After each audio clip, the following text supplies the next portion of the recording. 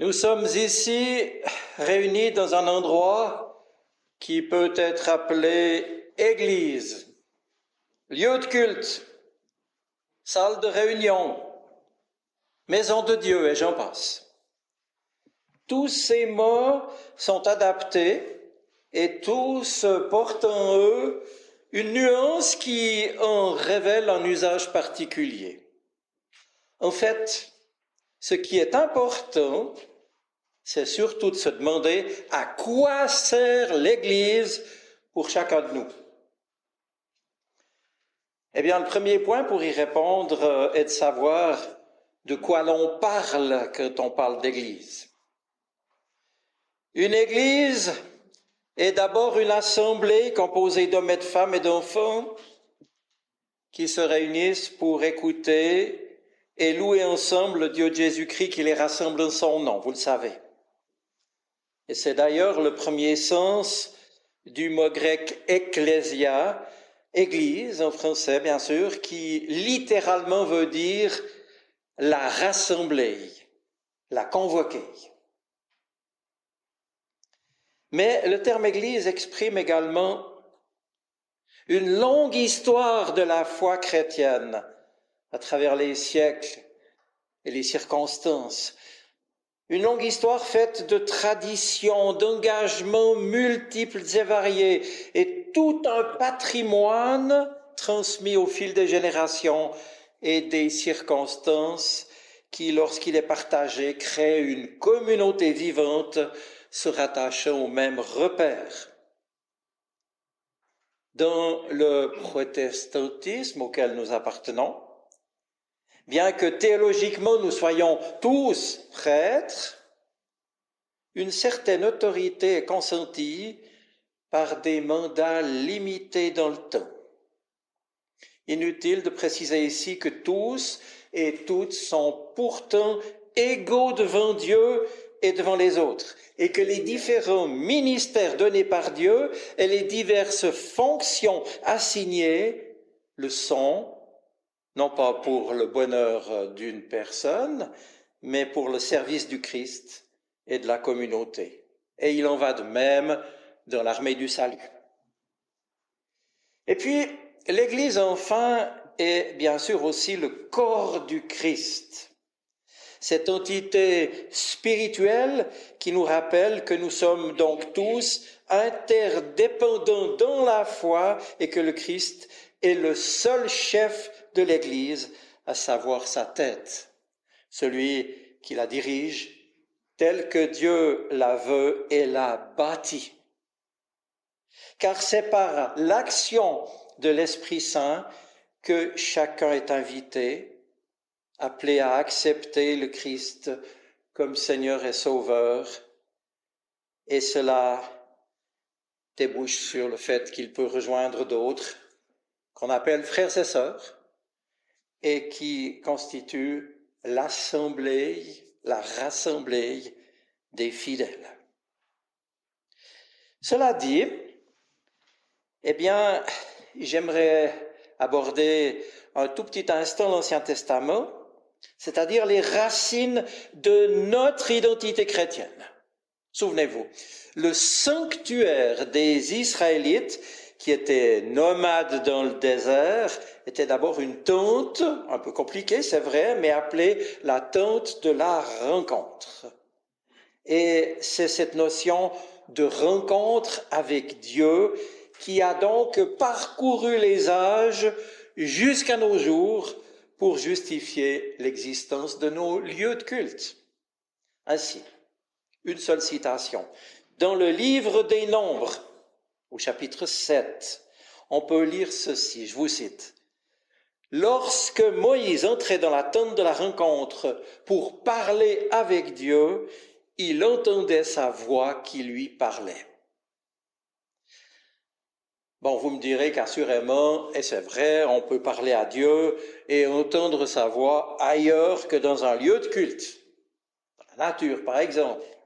Mais l'image de cette tente itinérante que fut le sanctuaire, la tente de la rencontre, nous fait comprendre que ce lieu particulier voulu par Dieu au milieu de l'espace profane de son peuple, pourtant rendu sacré puisque mis à part pour favoriser la rencontre avec Dieu. Alors je m'empresse de faire une petite précision. Le lieu en lui-même n'était pas sacré, mais uniquement il l'était par le fait que c'est le Seigneur qui venait y rencontrer les siens. On peut parler à Dieu et entendre sa voix, je l'ai dit ailleurs, et on peut rencontrer un ami un peu n'importe où, mais l'espace que l'on choisit pour lui donner rendez-vous participe à la qualité de la rencontre. Ainsi que Salomon construit le temple de Jérusalem, il emploie les plus beaux matériaux, les plus rares, les plus précieux, pour signifier le caractère exceptionnel de la relation qu'il entretient, lui et le peuple, avec Dieu. Mais toutefois, vous l'avez saisi, et je le redis encore une fois, l'essentiel ne tenait bien sûr pas à cela.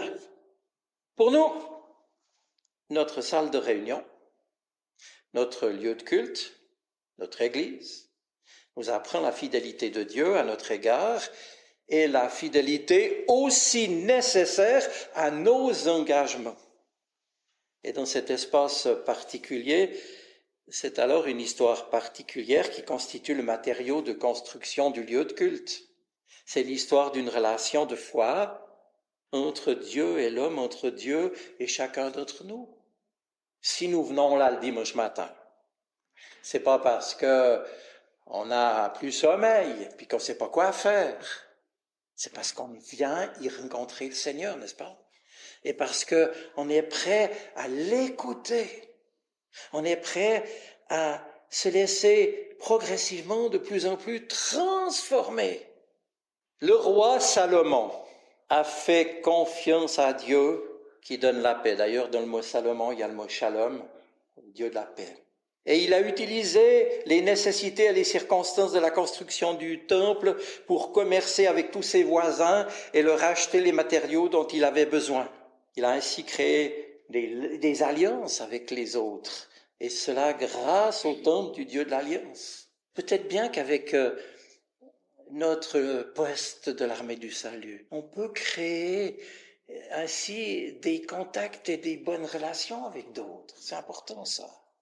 Mais revenons maintenant au Nouveau Testament, qui va attester quant à lui que ce sera au début dans de modestes églises de maison que les chrétiens se réuniront, ou même dans des endroits isolés quand ils se sentiront menacés. C'est ainsi que les premiers chrétiens vont commencer à se réunir.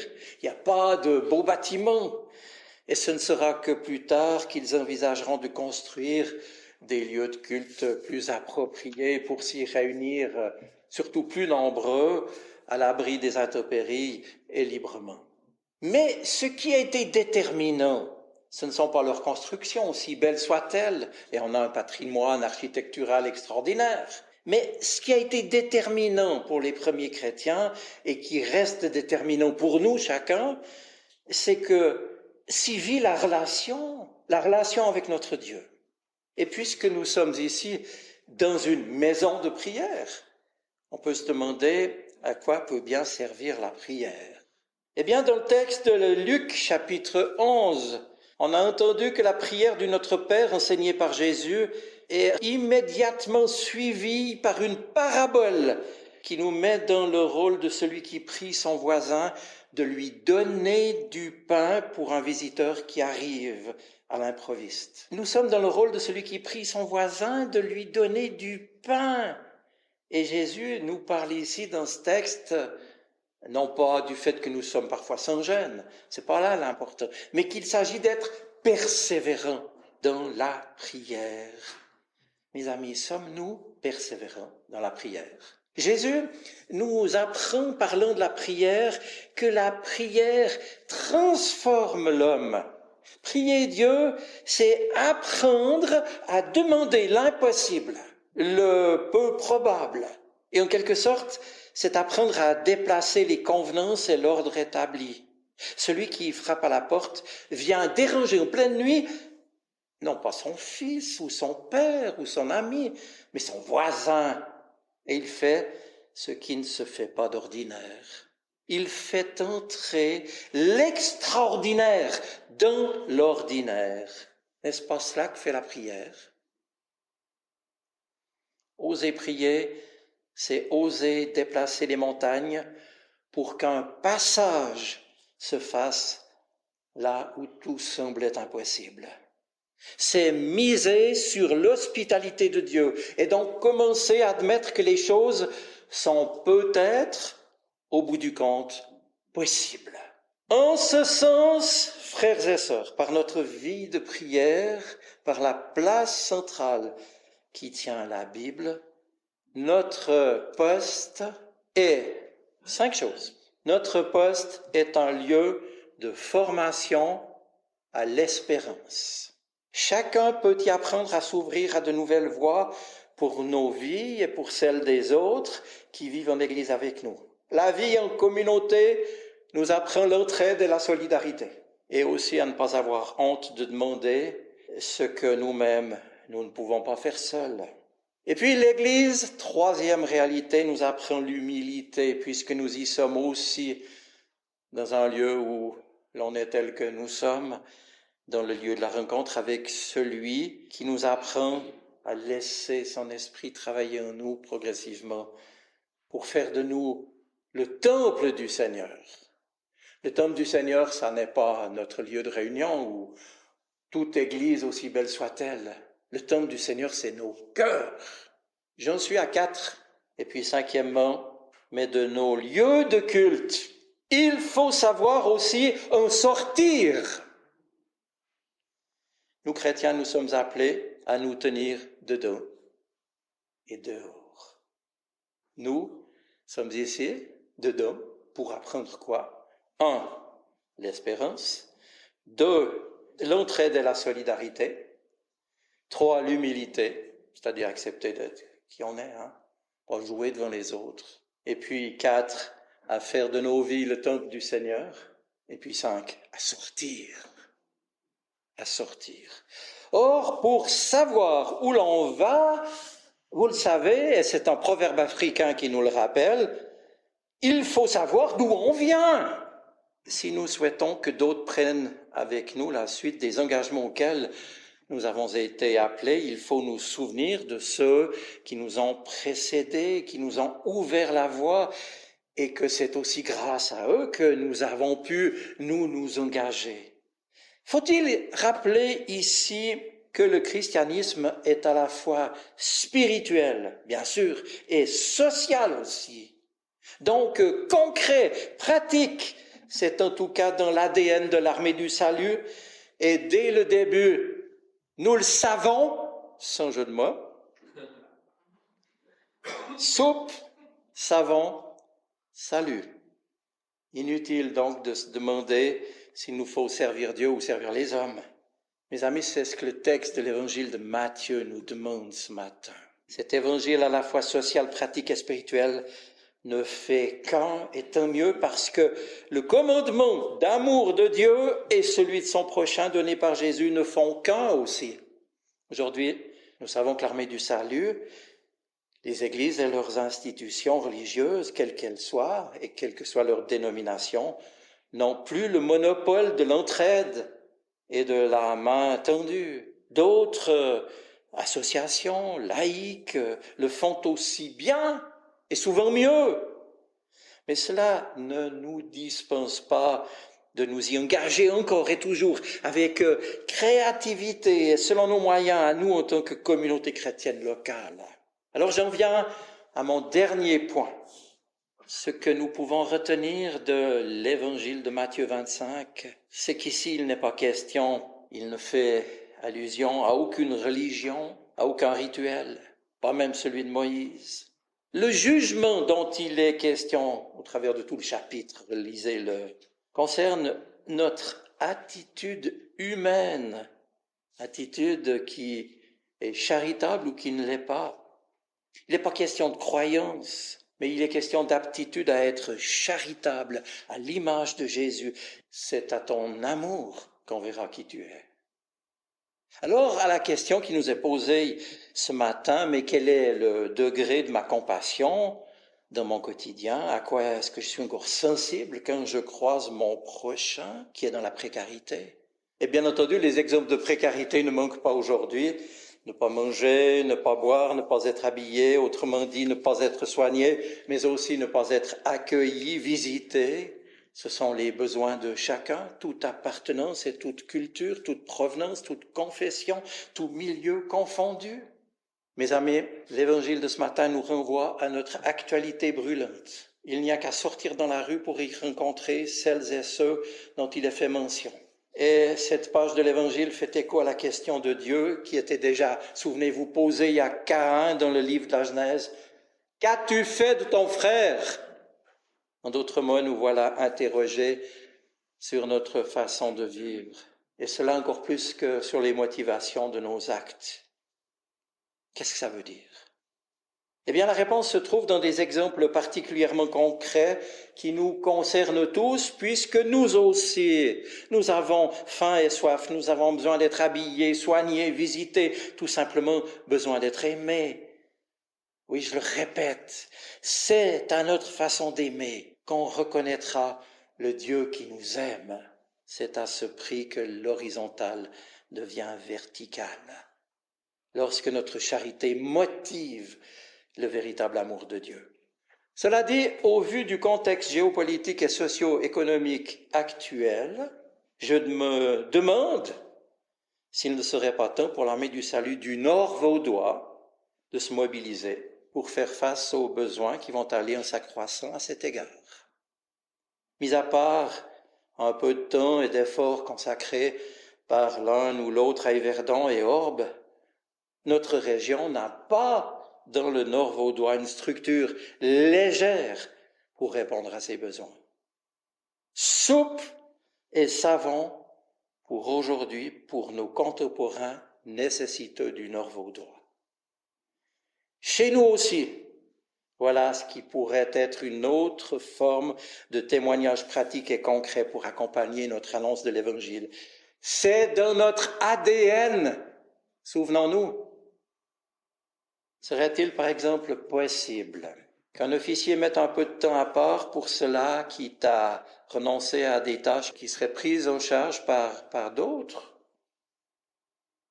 Je suis convaincu qu'un certain nombre de chrétiens d'Yverdon et d'Orbe seraient prêts à l'entourer pour, avec lui ou avec elle, demander, trouver, collecter, distribuer de la nourriture et autres biens de première nécessité à ceux qui en ont besoin.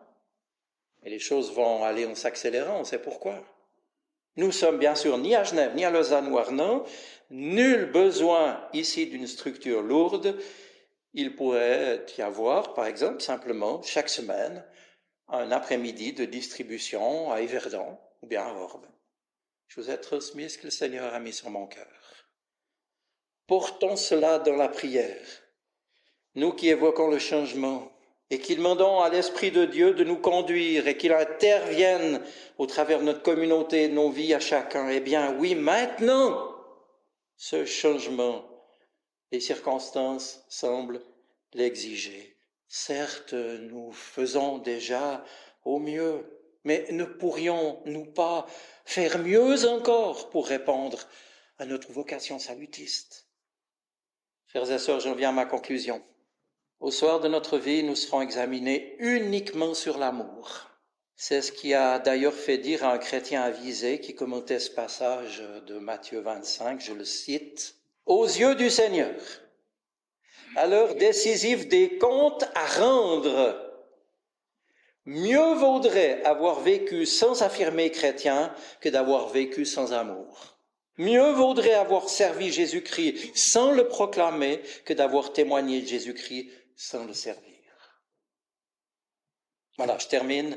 Être témoin de l'Évangile, c'est accepter par amour et très concrètement d'être aujourd'hui les mains de Jésus. C'est donc ici et maintenant que notre responsabilité à chacun est engagée. Notre Dieu nous interpelle. Tu nous appelles à nous mobiliser, pas juste un dimanche, pour remplir quelques cornets que nous distribuerons, mais tu nous invites à te laisser remuer transformer nos vies tout entières, notre manière de vivre dans ce monde. Nous sommes dans le monde, mais pas du monde, nous as-tu déjà dit. Eh bien, aide-nous à être dedans et dehors, dans notre réalité chrétienne, et à vivre ce que cela implique, au dehors, là où tu nous as placés, à Orbe, dans le Nord-Vaudois et ailleurs. Inspire, Seigneur, ceux qui sont nos autorités, pour que nous puissions opérer des choix importants, déterminants. Seigneur, que ton esprit nous visite. Au nom de Jésus-Christ. Amen.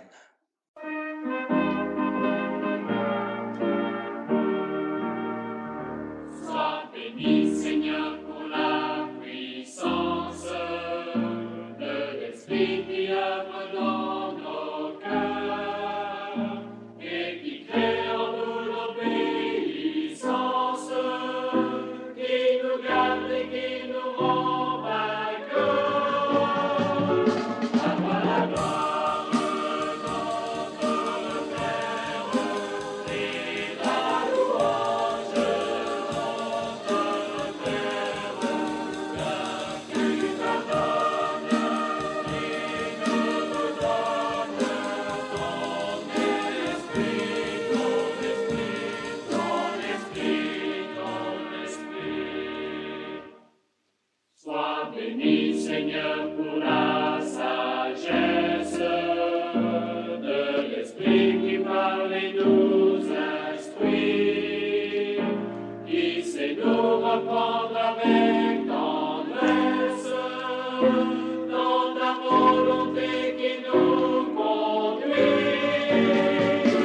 À toi la gloire, notre Père, et la louange, notre Père, car tu m'adonnes et nous donnes ton esprit, ton esprit, ton esprit, ton esprit.